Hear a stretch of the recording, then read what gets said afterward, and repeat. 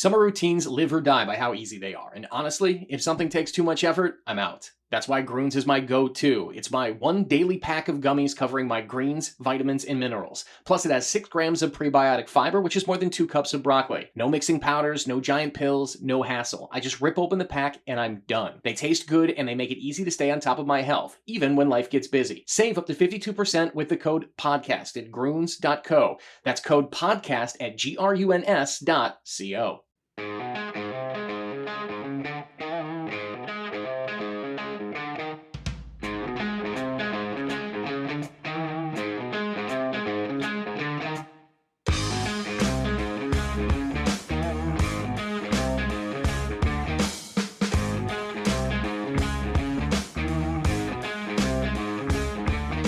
Brand new edition here of Wooden Sticks, as always, recording from the Aquarius Home Services studio.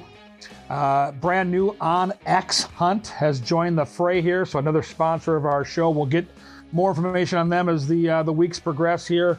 But thanks for finding us, and really enjoyable show ahead today. Erica McKenzie, one of the all-time great women's hockey players in the history of Minnesota hockey, will be a part of the show today. She has worked for the Wild for 15 years, so I see her on a regular basis. I've had the fortune of traveling with her to some games, including a preseason game this year where she had some special season ticket holders on that trip. We went to play the Blackhawks, I believe, back in September. So just a wonderful human being. Anybody that knows her, loves her.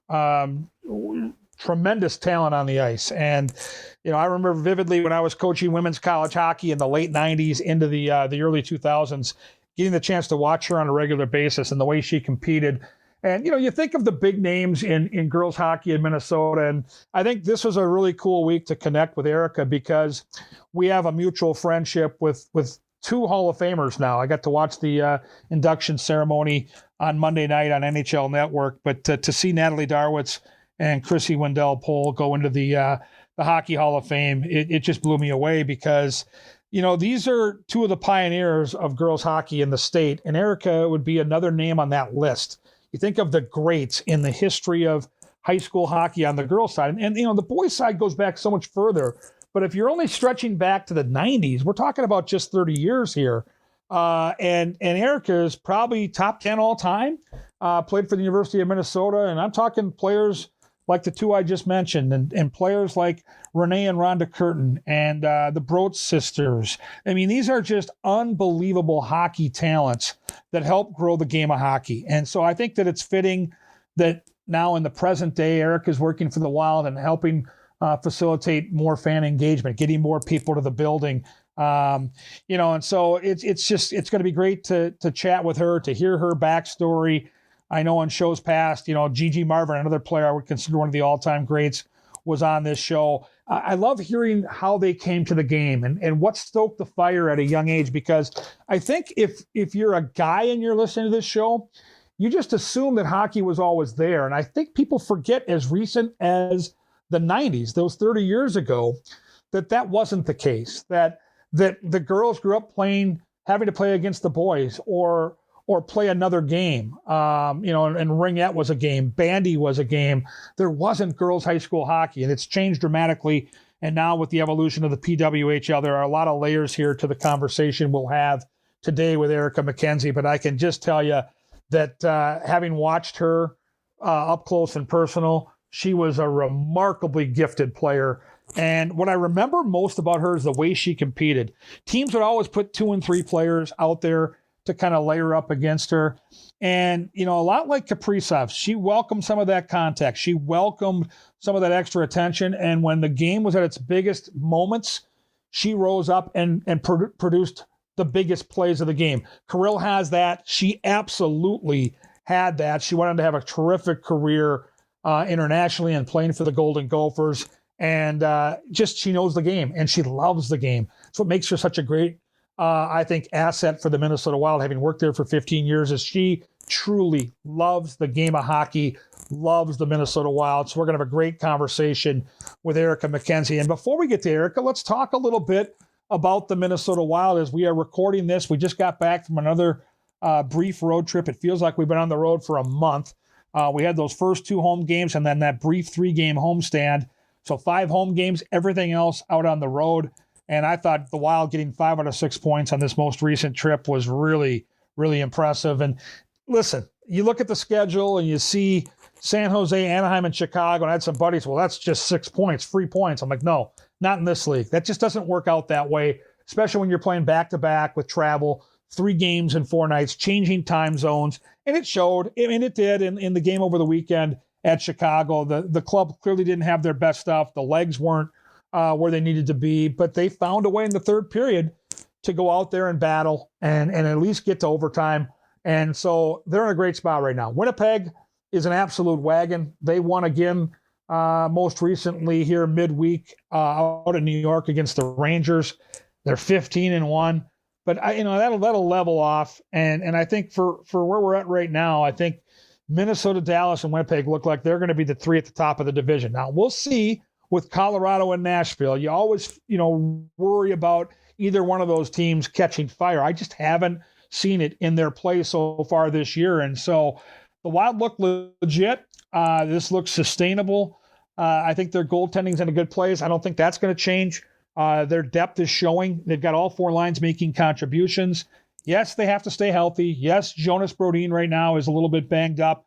But overall, with the additions that Bill Guerin has made, specifically Lauko, I really am in love with what this guy brings to the table. I get it. He plays 9, 10, 11 minutes every night, but the penalty kill, he's impressive. The speed he brings, the grit he brings.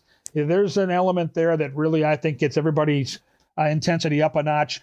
Great to see Ryan Hartman healthy and making contributions. And I think this team right now is for real. As we sit here a month into the season, I think people always point to the American Thanksgiving, which is in a couple of weeks here, is kind of that point in the season where when you look at the standings and you're in the top 8, it's like an 80 percentile that you're going to be a playoff team. And if you're towards the top, that thing goes up to 95 and even close to 100. So impressive start, a lot of work to be done, still a lot of hockey to be played, but I think watching this and being around it every day, I think it is sustainable, and I'm really fired up for where this season is going. So we're going to have a lot of cool guests throughout the year to get their opinions on this as well. So before we get to Eric, I got to tell you about my good friend John Schweitz. He works for the Minnesota Masonic Charities in town, places like the Cancer Center over at the U of M, the Children's Hospital, of course, the Masonic Home in Bloomington. These guys do tremendous work right here in Minnesota, in our communities. It's the largest fraternal organization on the planet. They the Masons consistently answer the call when it comes to charitable needs. And John Schweitz, a big part of our podcast, can't thank him enough for his support. And check him out on the Kindness Chronicles, which is one of those charitable endeavors that he takes on with his job with the Masonic facility here in Minnesota. And as I mentioned, Onyx Hunt, if you're going to go on the hunt here, why not have that device? Why not have technology on your side? Onyx Hunt, a new part of our show here. We mentioned Onyx Hunt earlier. I want to let you know that deer hunting season is here, and it's time to own your odds with Onyx Hunt, the GPS hunting app trusted by millions of hunters. With the Hunt app, you'll have access to nationwide public and private land ownership information, waypoints, tracks, and much more, all at your fingertips. Go to onyxmaps.com/hunt to sign up today. If you want to be a part of it too, you know one guy, and there's only one guy to contact. That's the White Dog, Andrew Height. You can email him at aheydt over at talknorth.com and get your company on our show, and we'll try to elevate your business as best we can. Speaking of elevation, we're going to elevate one of the all-time greats. It's Erica McKenzie. They call her Easy Mac. She's next here on Wooden Sticks.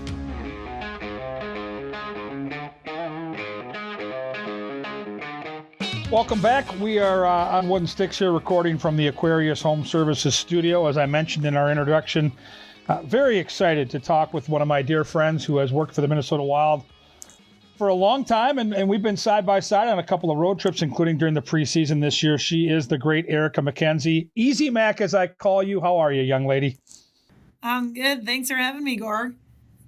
You know, I got to explain the Easy Mac thing because even my daughters now, when I was texting with them, know your nickname. And when she was at Hastings and she was on the ice, the offense came so easy for the Raiders because of McKenzie's skill set. She became Easy Mac, and she's been that ever since. And, our paths crossed way back in the day when I was coaching women's college hockey. I knew I wasn't going to get a chance to bring you to St. Thomas. You were an elite player that was, you were going to be a Miss Hockey Award winner. But, I remember vividly spending many a night inside that awesome arena you grew up playing in.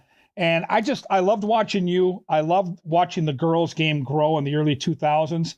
There's just something about Hastings that when you walk in that building, it takes you back to old school hockey. I agree. It's just a great barn. Like, there's so much tradition in Hastings and just the community in general. It was a great place to play. When you talk about coming and watching the girls' game, just how much it's grown since even when I was there, it's changed drastically. And I mean, even though there's always room to continue to improve and grow, it's fun to think back. I mean, just the community would get behind both the boys and the girls program in it. And, Saturday nights, it was a packed house and everyone came out to watch the girls games. And it was just unique and a ton of fun. How did you come to the game of hockey? I don't think I've ever asked you this, but how did you pick hockey when you were a youngster? What drew you to the game? My brother played, and so I think I just wanted to do everything he did. He was 6 years older than me, and his best friend was Jeff Tafe, who actually he's from Hastings, played at the University of Minnesota, and then he had a stint with the Wild as well. But Those two, they were both the best men in each other's wedding, so he was like a second brother to me, and I followed them everywhere. So I really started out, they didn't really want me to play with them. They put me in goal and just shot pucks and tennis balls at me, but that's kind of how I got started and really just loved the game, and I wanted to play. At that time, there weren't any girls playing. We didn't have a girls hockey team, so I started. His name's Mark Chorney. He was actually the coach. I don't know if that name rings a bell, but his son Taylor Chorney, he played in the NHL, played for the Caps for a while, and then Mark also played in the NHL. And he told my parents, he said, just sign her up, and I'll make sure she's on Taylor's team, and we'll take care of her. And so really I was the only girl that played all the way up until high school on that team or with those teams, and just made such, great friends, and some went on to play in the NHL. But that was really how I got started, and I just got hooked on it. It was just such a fun game, and the things you learned about being a good teammate and all those different things it was a great experience for me. And even looking back now, those guys just treated me so well, and I was pretty lucky to have a group of people like that in Hastings. Any other sports that when you were growing up that you played that, maybe you thought, if hockey doesn't pan out, and I know you were a really good hockey player at a young age, but was there ever any doubt, were there other sports that you played? Like, I know you're a really good golfer, but were there other sports where you were like, I think I'm going to be a hockey player. I think I've got a chance to go places, and we'll get into your journey through the U of M, but that maybe had you thinking there was multiple options? Yeah, I mean, I was a golfer, and I played a lot of golf. My dad got me out on the course with my brother super young. I mean, I was, as early as I can remember, I was probably golfing before I started actual skating with the guys. I mean, I had a club in my hand at an early age, but I liked golf. And continued, I went on and ended up winning the state high school tournament and was recruited from the U. But that was one of those things you had to move. Like, if I wanted to go somewhere in there, I had to move to Arizona or somewhere down south where you're playing all year round. And there was something that was different about golf. It was more of like, hey, I'm good at this and I want to beat everyone. But it was the individual aspect of it just didn't get me excited. Like, I loved going to battle with a group of people and a team, where golf, it was kind of like it was you against the course, and you're really competing to get, under par, or you're competing against that instead of an individual or doing something as a group. So golf just never got it for me. I think, when I think back, my mom always probably wished I would have, because, maybe I'd still be playing today, but it wasn't what hockey was. And so let's get back to hockey. When you were a little kid, and you can't pick your brother, because I think the brother angle is legit. And I coached a lot of girls at St. Thomas where that was kind of how they came to the game as the girls and women's game was evolving. Having exposure within the family to that kind of stoked that fire. But if you had to pick somebody at a young age that you looked up to as a player that you tried to mimic your game after? Who was that player? That's tough. Well, my favorite player, we didn't have the Wild when I was growing up, wasn't here. So it was the Detroit Red Wings. They were my favorite team. And Sergei Fedorov. I loved watching him play. I don't know if that rings a bell for you, but I loved watching him play. I just liked the skill set that he had.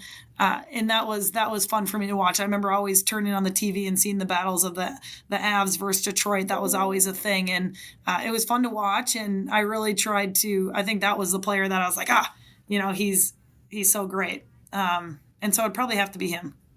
And like you, his skating ability opened up the rink. Like, he had all kinds of skill, but that skill doesn't do you anything unless you can use your speed to get to open space. And like you, when he went on the ice, whether it was the Avalanche or whoever Detroit was playing, they had to have layers of defense to defend him. And I just remember watching you, specifically in high school, and how teams would defend you, Erica, with 2 and 3 players legitimately on every shift, kind of layering to try to stop you. Your speed was a separator, kind of like Fedorov's was, and that got you to the open ice.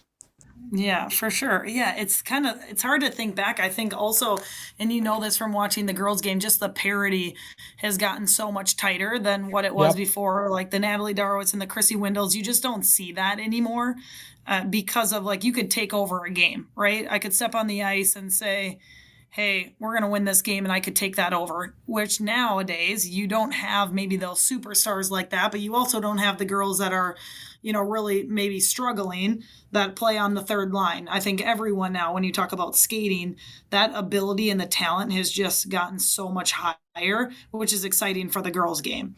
But just, I think it's a different game from today than it was before, but I say speed kills. Like if you have hands and you have the skill level, there's something powerful about being able to skate, and just having that skill set is so important. Yeah, we watch Kirill Kaprizov on a nightly basis face layers of defense, and that you speak of parity in the game on the girls' side. Look at the parity in the National Hockey League. Every team tries to put their best 5 players out there when Kirill's on the ice, and it's amazing to me watching his edges. I've watched hockey. Well, I'm 57. I started really watching hockey when I was 5 or 6, so I got 5 decades of data.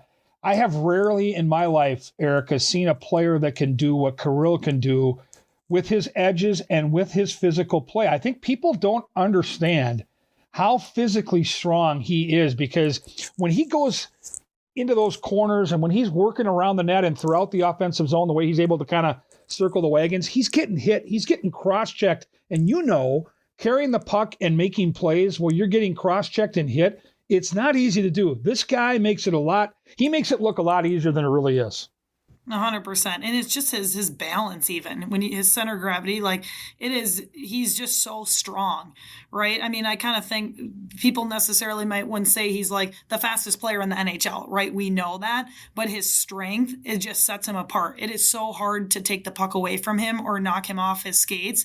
It's so impressive. I mean, night in and night out, I think I leave the arena being like, wow, like he's something special. And being able to control the puck, hold on to the puck, when a lot of these guys, right, there's so many of them that are bigger than him. It's like he is just on a different level. I think you can say with confidence as you watch him right now, kind of getting to the prime of his career.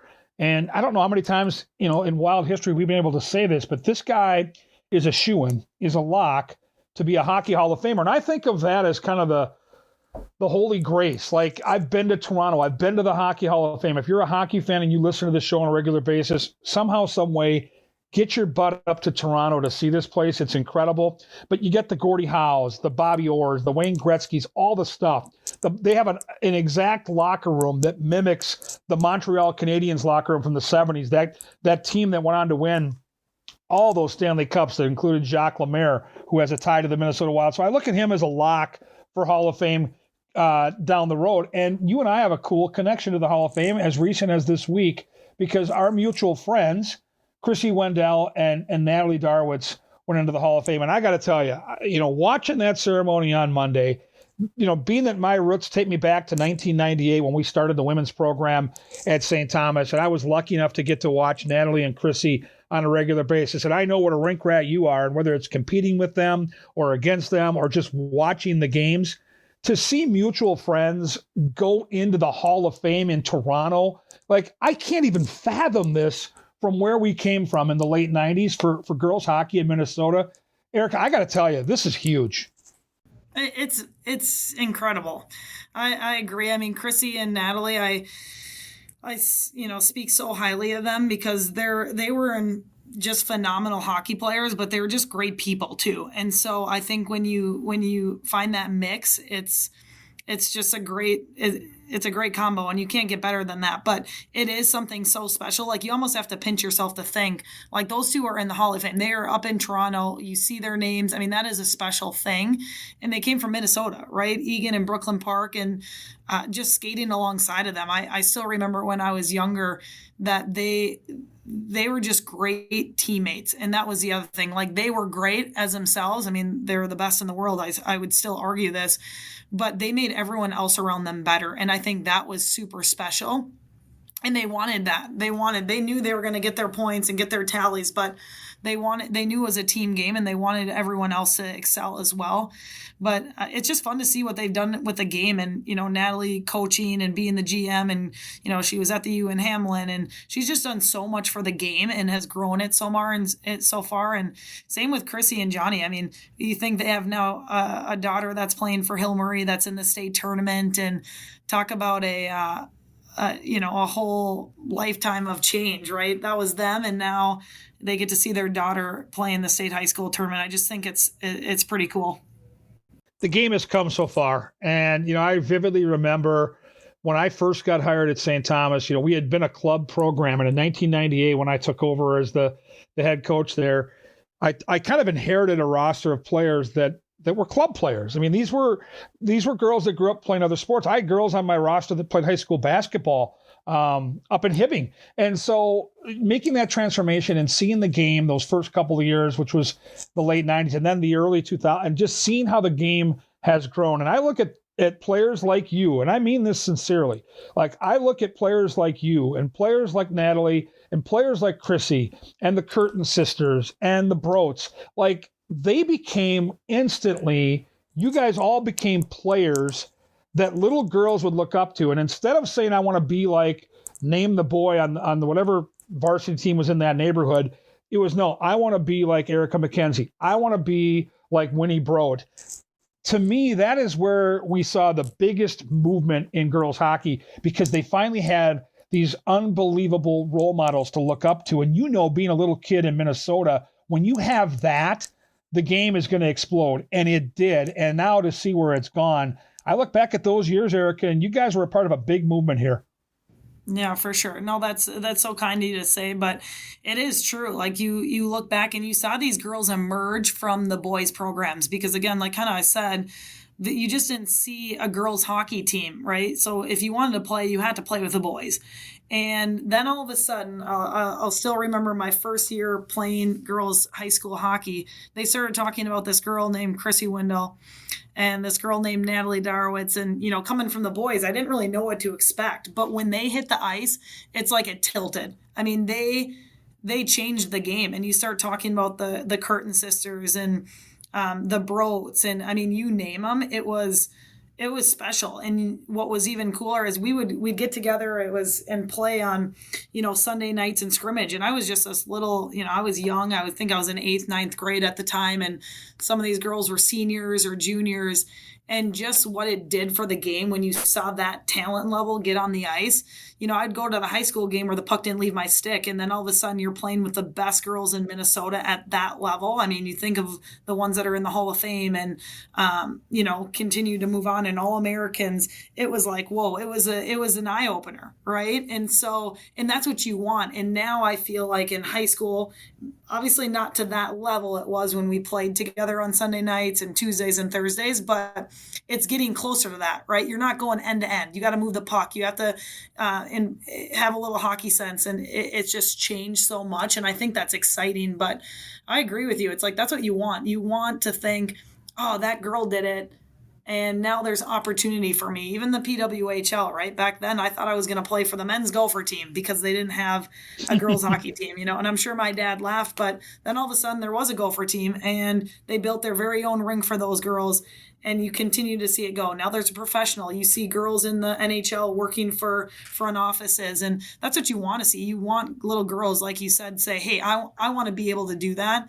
And you can see you can because there was a path for other individuals.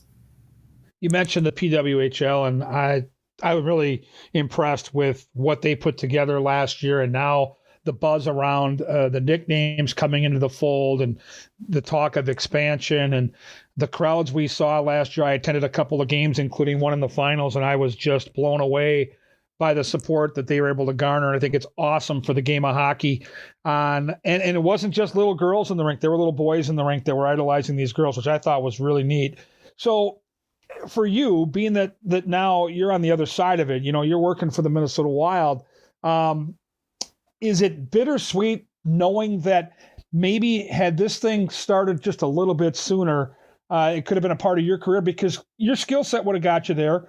And I know it's great for the game now, but I think for a lot of you, and I think Winnie Brodt comes to mind too, like, certain players would have been a part of this that could have played, and you guys had a chance to play pro hockey, but it just seems like right now, Erica, the PWHL, they've learned from other mistakes along the way. They're in NHL markets. They're in NHL buildings. It just feels like they've got it figured out. And I know for a lot of you players, it's got to be a little bit bittersweet. Yeah, it's interesting you say that because I remember for the first game for the PWHL when it was home, I went to it, and Natalie Dart's mom actually said, Dar was like, hey, come up to the suite, and we kind of hung out, and her mom said that exact same thing. She was like, gosh, aren't you jealous that this isn't you, or a little envious? And I think maybe a little bit. I think you always wish that you were able to do certain things that maybe others had the opportunity to do. But there's something in me where I almost feel like you kind of helped pave the way in order for this to get here. And so I never can look back and say, we didn't have different opportunities, because we did. I mean, I was able to go to the University of Minnesota, win a national championship. I mean, go meet the president, and they had a very own arena built for us. Like, there were so many great things that I was still able to be a part of. And in some way, I hope, I felt like I had a part in now what these girls have to look up to or be able to play in it. But I just can't get, of course, envious. It's so great for these girls, and I love watching it. But I also believe I was on my own path for a reason, and I don't think I would trade where I am right now for anything. And part of it is just part of that journey that, maybe the path that I was on and different than, individuals that are playing in the PWHL right now, but just so excited for them. And I agree. It's exciting. You see the boys wearing the jerseys of the girls. Like, yes. That just wasn't a thing even 5 years ago. Right. And that's exciting to me. That's just showing there is a movement, and there's going to be so many more opportunities as we continue to grow the game. And we're lucky. I mean, we are the state of hockey here, and our community in Minnesota, they just get behind people. And I think that's so special. So I want to take you back in time. I want you to take me through kind of the backstory and maybe one particular game in high school. I'll give you an example on my end to make it easier for you. So I've been asked this question before on other shows, and they're like, okay, one game, you can relive it. What would it be? And for me, I always pick the same game. I pick a section final game because I was a huge North Stars fan. And when the North Stars left and they eventually tore down the Met Center, it like ripped the heart straight out of my chest because I loved that building. I had so many great childhood memories, and I got to play a section final in front of a full house at the Met Center against Sean Podine and Rochester John Marshall. It was just a bucket list, like dream of a lifetime night. And if I could go back and have one night to relive, because I'm 57 now, I can barely remember anything from that game. I would love to go back and do it. So take me back to one high school game when you were at Hastings where you'd love to just go back and relive it one more time. Maybe you had 4 goals. Maybe you beat an arch rival. What would be that one game? That's tough. The funny thing was when you just said your age and then you can barely remember, I think it's tough to maybe pick out one. I think I'll go back and say I just had such a great experience playing for Hastings in a small town or smaller. and it just had so much tradition. And so part of it was I just loved when the team or the community would come out to the games. And again, we talk about that. That was for a girls' game, and that barn was packed. You had to get there before the puck dropped just to even get a seat. And so I think I remember the band playing and just the community getting behind our team.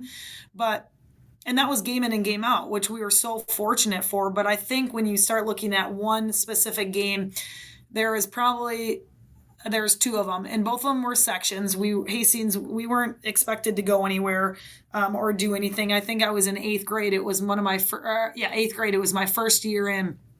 And that was the year we had Roseville in our section, so the Curtin sisters were there. Oof. We had Egan, and Natalie was playing, and we had South St. Paul, which South St. Paul was a powerhouse in girls hockey back in the day. And we had Roseville got upset, so they were out of it. And we were playing against South St. Paul, and we ended up beating them 2-0. And it was a barn burner. I mean, the South St. Paul arena was packed, and we had no business winning that game, right? I mean, it was defense to the core. We ended up scoring 2 goals to beat them, and it was probably one of the biggest upset. And still, when I talked to some of those girls, they were just like, they were kind of thinking, hey, this is going to be a walk. And we were pumped. I mean, the place was going nuts. And then we played Egan, and that was to go to the section final game, and we brought them into overtime. I think it was it was overtime, and we brought them into it, and we like you kind of said with me, we had 2 girls that just followed Natalie around, and that was back when like Leanne Denman and those girls were still on that team, and Egan was a powerhouse. It wasn't just Natalie; they had other girls that either went Division I or Division III, and we held our own. And I think it was the reason why I love that the most is I look back as a team, what we were able to accomplish when no one thought we were going to do anything. At that time, I was in 8th grade. People didn't really know who I was. And we came out and said, hey, we're something to recognize and to look out for in years to come. And it was just an experience that I'll never forget.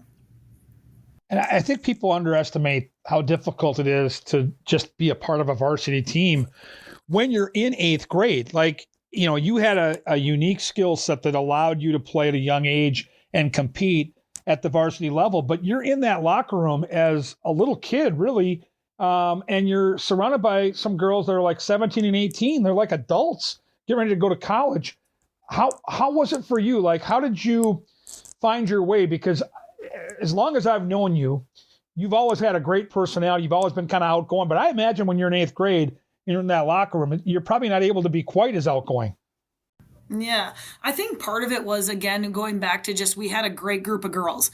So they welcomed me in, and I think I was one that I went in. I didn't want to act like, hey, I think I'm better than anyone. I knew I could learn things from other individuals, but we had great leaders. And part of it was, I think I was just so young that I was blinded by the age factor. Like, I went in every game, I was just so competitive. I wanted to score. I wanted to get 3 points, whatever it was, every single game.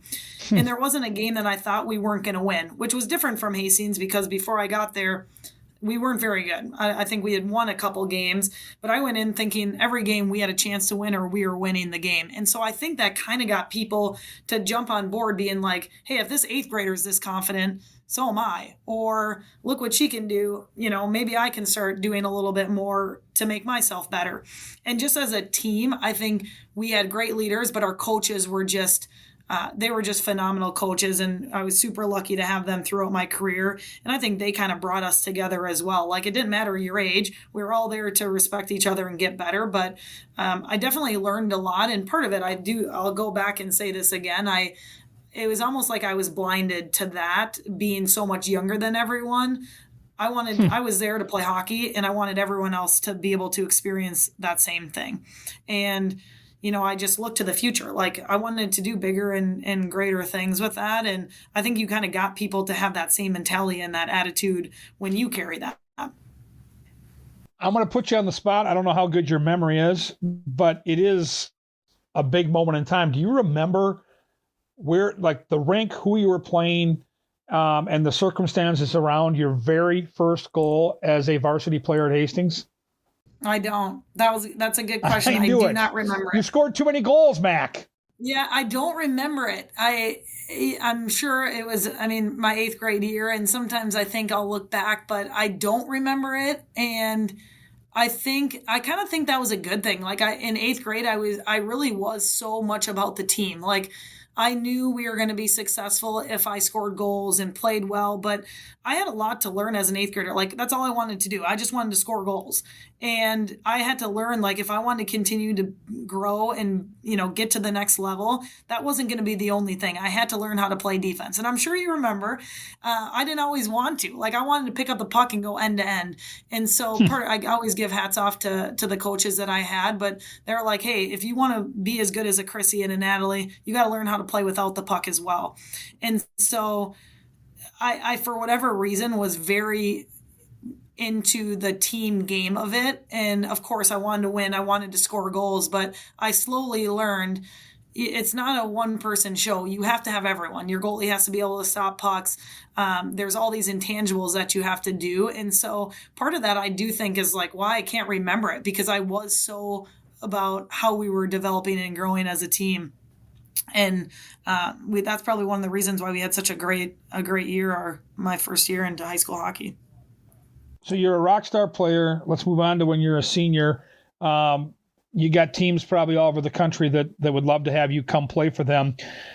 How did you end up being a golfer, and what were some of the other schools that had you at least looking that direction in case you didn't become a golfer?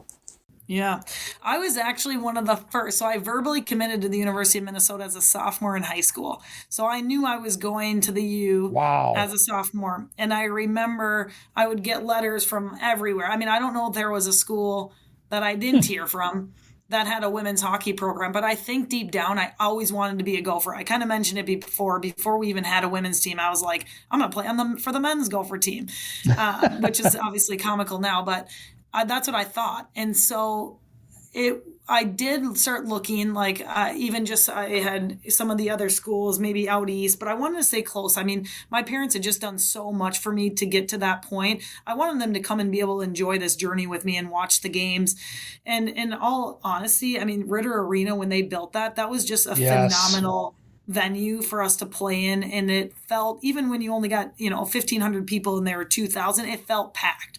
And so in the back of my head, I think I really did always know I was going to go there. Chrissy went there and Natalie, and I had become close with them throughout playing on the U.S. team. And it was almost like a no-brainer. So I think when we were starting to talk about numbers, I remember I joked because I had an older brother and older sister. My mom really could care less where I was going. I remember her saying, you can go wherever you want, but I'm not paying for school. So pick the one that's going to do that for, and I remember my dad laughing, saying, I think she'll be able to, I don't think that's a worry, And so it was a great time in my life, and being a senior, knowing that, hey, I was going to go to the University of Minnesota and be able to play with these individuals and just gain so much experience and really lessons in general. I always say the game of hockey just correlates so much to even what I'm doing right now and just different leadership roles. And so really all the coaching staff, the staff we had at the U, they were just great. And not for a second I ever look back and say, I wish I would have gone somewhere else. But for sure, I always had my eyes out on the Duluth, right? That was a big time school then, Madison, Wisconsin. Schools like that. But I think I knew I wanted to stay close to home, and it was the right fit for me. And I was lucky my parents and my family, brother and sister, they were able to come to, if not all games, the majority of them. Yeah, and you're right about Ritter Arena. I in my time at St. Thomas, for a long time, St. Kate's used that facility as their home barn, and it's a wonderful place to watch hockey. In fact, I know I'm going to ruffle some feathers with what I'm about to say, and I understand the other side of the argument, but when the girls' high school tournament was at Ritter Arena, and that place was wall-to-wall people, and both bands were playing, and that noise was reverberating, I don't know that you can top that atmosphere for a state tournament. I get why they play at the X, Erica, but those years, oh my gosh, was that fun. Yeah, you can't beat it. And I totally agree with you. I get why people want to play at the Xcel Energy Center. And it's a great place to play, and the Wild play there. But, there was nothing like playing at Ritter Arena. And I remember my senior year, that was the last year they had it at Ritter before moving it over. And it was packed. I remember a game I couldn't even get into. And that my senior year, we lost to South St. Paul in the section finals. And that was back in the day where it was Maggie Fisher and Felicia Nelson. And I mean, they were just, I think they hadn't lost in like over 70 games, or they had set some record that they hadn't lost in. And you couldn't get a seat into Ritter Arena because it was that packed. And I always say that's what people want to play in front of. You want the house to be packed, you want it to be loud, the bands are there, the atmosphere is just so special. And I think while it was at Ritter, it's tough to top, it's tough to beat that. Okay, so now for our listeners that maybe don't know the details, tell us what year you started with the Minnesota Wild and what your job description would be. Yeah. So I started with the Wild right before the Olympics. So going into that, I was centralized here in Minnesota. That was before the Vancouver Olympic Games. And right before that, I had torn my MCL, rehabbed, and I ended up not making the Vancouver Olympics Games, and I was devastated. I mean, that was like the world ending to me is what I felt like, right? You put all that work into it, and I was devastated. But I ended up using some of my connections and just people I've met. And long story short, there was an internship that opened up in community. And Brad Bombardier was actually the vice president of community relations at the time. And so I had heard about it, and I had kind of tossed my name, and I had interviewed, and they're like, Brad called me and said, "Hey, we want to offer you this job." And I'm like, "Oh my gosh, I'll work for free. I'll be there tomorrow." Like, that's how excited I was. And it was just such a great opportunity to work with some really great individuals. So that was back in 2010 when I had started so it was the 09-10 season with the Minnesota Wild. And I was so fortunate. I just worked with some great people and gained some really good experience in a short time. And then there ended up being a position open in the sales and service department under one of the leaders that I report into now, Maria Troji. And I wanted it more than anything. I was like, did everything I could and felt like I was, could do the job. And luckily she thought that too and hired me, and just kind of since then worked my way up. I think I mentioned it before. So now I'm the senior director of ticket sales and service and really focus on the membership side of things. So any new business and retention efforts that touch a membership, that's kind of where my main focus is. But really our goal is we want to fill the building every night. We want this place to be rocking. When we talk about atmosphere at Ritter Arena, you want that same thing here in Minnesota at the Xcel Energy Center. You want it to feel like we are the state of hockey, and it is something special, and I love being a part of it. So now it's kind of like you're on the other side of things. So before you were on the ice and it was that type of environment. And now I'm on the exact opposite. And my goal is to bring that experience that I so wanted when I was playing to everyone's experience today. And so I love working with people. I know you kind of mentioned it. I feel like I'm pretty outgoing. I'm a people person, and it really couldn't fit me any better. And so fortunate to be here, and with just things I've learned from my direct leader and individuals that I work alongside. I feel so privileged and lucky to be here. Well, 15 years, and every time I see you, and this is from day one all the way through, because I've been covering the Wild and doing my gig since 2006. Wherever I see you, whether it's a game night, whether it's a charitable event, a team function, you've always got a smile on your face. Like, you are always so engaged in whatever is going on that night. And you love it. I know you love the game, but you love your job. And I think that comes out. And I think that makes you even better at what you do, because I have never seen you have a bad day at either the X or the Wild offices. And that's saying something, man.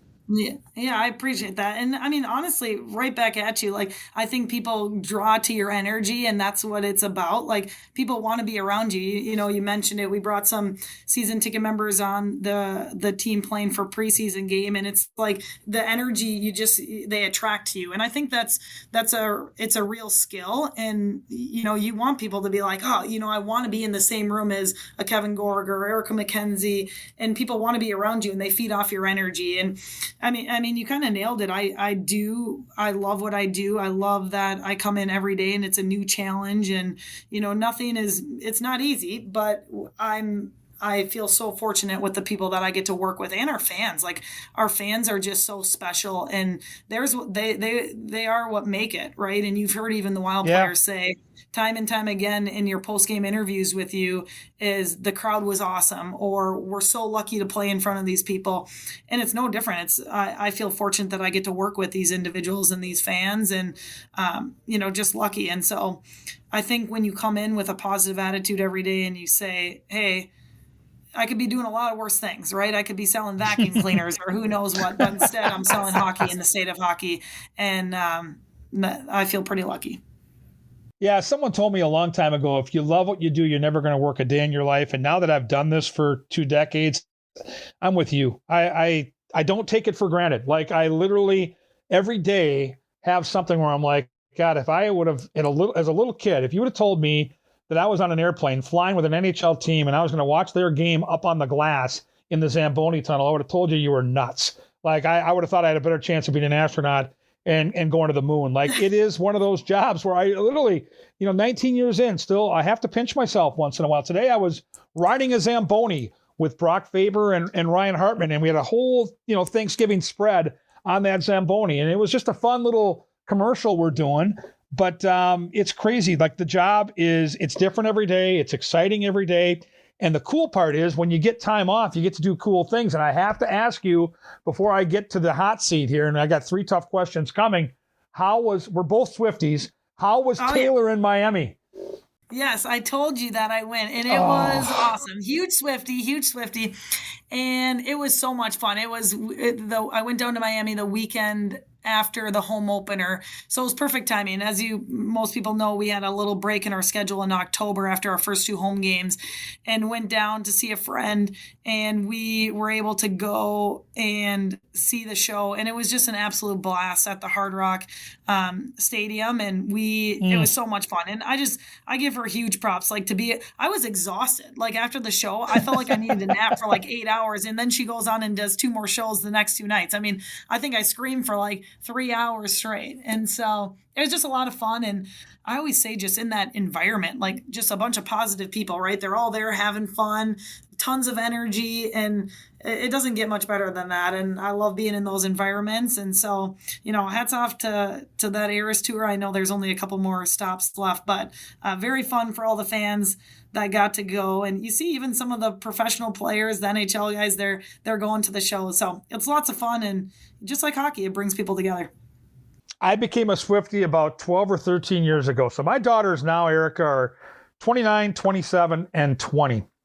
So we're going back to when my youngest was probably, I don't know, she was probably 6, 7 years old. So it was her first concert, and the older two were like pushing this, like, we have to go. So Taylor Swift was coming to the Xcel Energy Center, and all I remember it was an incredible show. And I remember having Annika, my youngest, on my shoulders throughout most of the show because we sat in the back row of the lower bowl.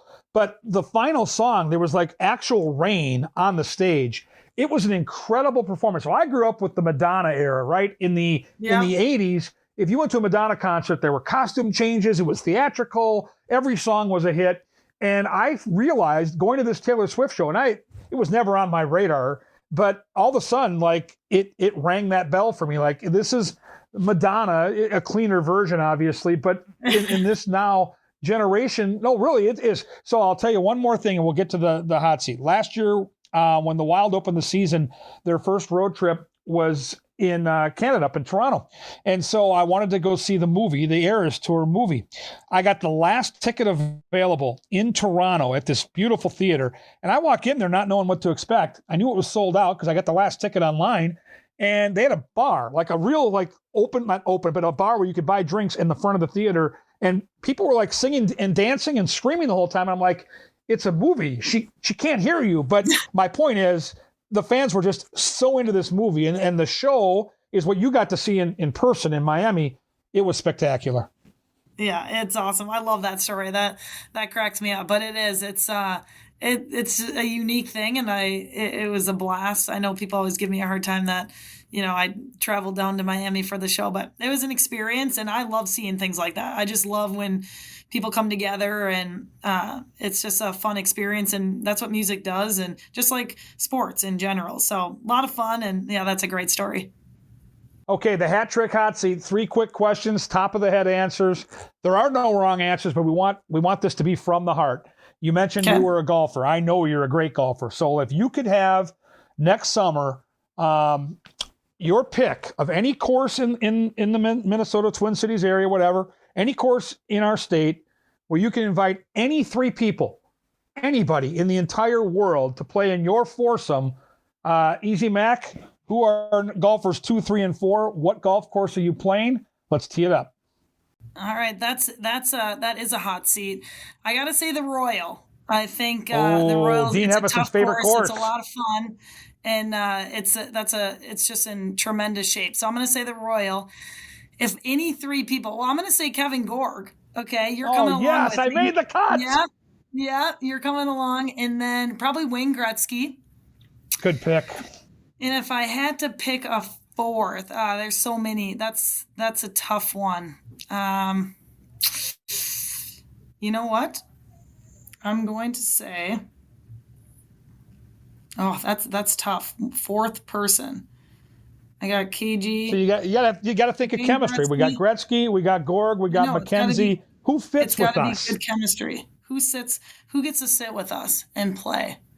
Maybe the Flower? Well, you know what? That would be a good one. You know what? We'll say, let's go back and from the beginning. Maybe we'll take,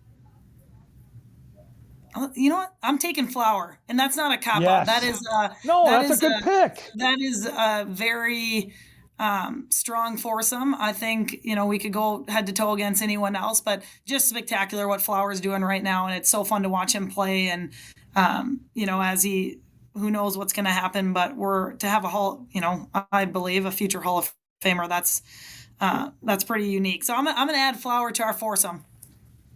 And the greatest hockey player of all time, Wayne Gretzky. To me, you can make the case for Bobby Orr. You can start talking Gordie Howe. That's all good. Yeah. But I grew up in a different era, and this is my guy, and he's always going to be, in my eyes, the greatest player to ever play the game. And we still get to watch him on national TV in those intermissions, and it's really cool. All right, so now we've covered the golf part of it.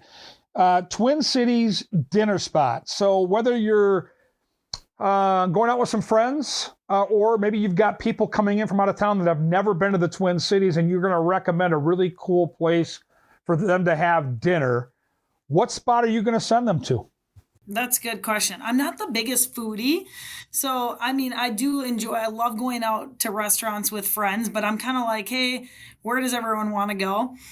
I would say my favorite Mexican spot is called Rojo. So it's in St. Louis Park. They have the best queso. They have great chips and salsa and just a great atmosphere. So I do love Rojo, but if you're going down to maybe Minneapolis, St. Paul, I think Parlor Burger, they have one of the best burgers that you can possibly have. So I'd probably send them to one of those 2 spots just because they're my favorite. Parlor's spectacular, and it's walking distance from the X. But I got to tell you, there aren't a lot of great Mexican spots in the Twin Cities, and that is a very sneaky good spot over there in the West End. So good recommendation. Final question will be this: bucket list vacation spot you haven't been to yet, but before it's all said and done, you have to get where? I think Africa. I would love to see. I would love to go to an African safari. I think seeing the animals up close. I'm not a great flyer, so that's a long flight, but I've heard from seen that up close. You are not a great flyer. I can attest to that. Yeah, I know, but they say it's spectacular, so I think that's definitely on my bucket list. Well done. Again, I knew crush the hat trick hot seat. Erica, always fun to connect with you. We can still, as we sit here now early in the hockey season, not only dream about playoffs for the Minnesota Wild, but we can start thinking a little bit about being a cup contender. It's been a great start to the year, and I know the fans are starting to get the fever, so to speak, and just can't wait to see you throughout the season, every day at the rink, at whether it's practice or games. Always an extra special day when I get to see Easy Mac. Thanks for doing this today. Same to you. Thanks, Gorgie. There she goes, Erica McKenzie. I'll be back after a quick break, and we'll put a close on another edition of Wooden Sticks.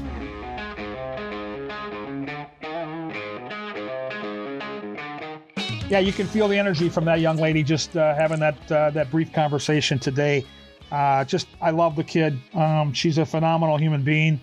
Loved watching her play hockey, and you get a sense for what she brings to the table for the Minnesota Wild every day. She's a beloved employee. It's funny, I was at practice today. I mentioned I did that commercial shoot. It's a Thanksgiving thing we did with Brock Faber and Ryan Hartman, and everybody that works in different tentacles of the Wild, they know Erica McKenzie because she's so involved and she's so good at what she does. And everybody just has nothing but great things to say about Easy Mac. And she goes about her business the right way. And, we've got a lot in common. And, the Swiftie thing is legit. Our passion for the Wild is legit. And now we're besties with a couple of Hall of Famers in Darwitz and Chrissy Wendell, which for all of us here in Minnesota, it just continues to build the great game of hockey. And so for the youngsters that play girls hockey right now in this state, to have the PWHL right there and to have these two remarkable hockey players go into the Hall of Fame and to have that now up in Toronto, it's all boats will rise. And I just think the game continues to get better. And I think for folks that love the game of hockey, like all of us here on this platform, just the future looks so bright. And just a wonderful week on the girls' side for Minnesota hockey. And congratulations to certainly friends of our show here, guests that we've had on with Chrissy and Natalie. Outstanding accomplishment, and something that 30 years ago you wouldn't have dreamed of. It wouldn't even been in the realm of possibility. And to see them on that stage giving those speeches and the tears in their eyes with their connection to their families who helped put them in that position. You could hear it today in Erica's conversation. A lot of emotion involved, and it's a great day and a great week for Minnesota hockey. So thanks for once again being a part of the show. And I look forward to more great contributions from special guests and more great Wild conversation when we get together next week here on Wooden Sticks.